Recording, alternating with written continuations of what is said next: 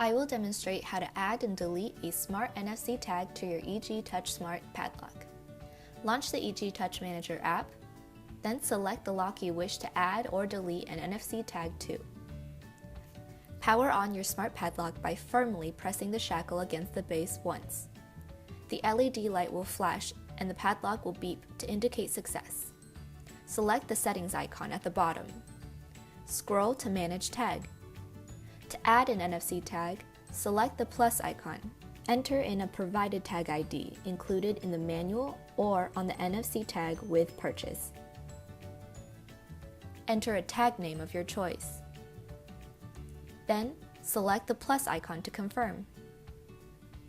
The new tag will appear on the Manage Tag screen. To delete a tag, slide the tag name to the left. Then press Delete to confirm. You have now successfully deleted the tag and it will no longer have access to your Smart Padlock.